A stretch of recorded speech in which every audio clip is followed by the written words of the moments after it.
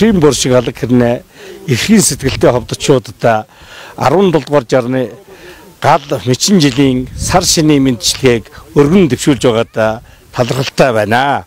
Ховд нутаг бол Алтай өндөр улсын донд олон сайхан цэнгэг ус нуур голууд олон өндөр хайрхан уулууд өргөн одоо говь тал осолсон байгалийн үлэмж тансаг сайхан нутагт бид нар аж төрөн амьдарч байна. Ховд нутаг даяар сүүлийн жилүүдэд одоо хөрөнгө оруулалт бүтээн байгуулалт нэмэгдсэн, хүн амын тоо, малын тоо өссөн, эдийн засаг жил дараалан 20-с дээш өссөн ийм сайхан багтан амжилтыг одоо гаргаж байна. Энэ бол манай Ховд аймгийн ажилсаг хөдөлмөрч олон овог угсаатнуудын маань хөдөлмөр зүтгэлийн үр дүн юм. Хоёрдугаарт нь Ховд аймагт хийгдсэн хөрөнгө оруулалт бүтээн байгуулалтуудын үр дүн гарч байгаа учраас аймгийн эдийн засаг өсөж байна.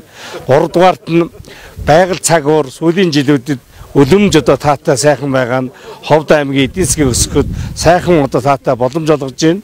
Дөрөвдүгээрт нь багийн засагтаргаас ахгуулаад сумын засаг дарга, баг байгууллагын дарга, гэлцаагдлын дарга, аймаг орны удирдлагууд тухайн аймаг сум бага өдөртөн чиглүүлэх мандаж ажиллах чиглэлээр сэтгэл зүтгэл гаргаж ажиллаж байгаа нь Ховд аймгийн нэр хүндийг өсгсөн сайн нэр хүндтэй улсын тэргүүний аймаг болгоход ихээхэн хувь нэмэр оруулж байгаа зохон дуртахад таатай байна.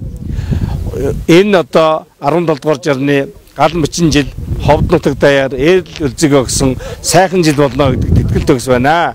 Тэгээд гал мэчин жилдээ Ховд нутаг даяар бороо хур цагтаа орж цэцэг ногоо 10 будаа ариун сайхан дэлгэрч мал сураг хур даргатай болж сүү сайл бэлгсэн олон түмний маань ажил үйлс өдрөг аймаг орон нутагт маань хөгжил цэцгэлд улан дээшилсэн сайхан жил болно гэдэгт итгэл төгс байна.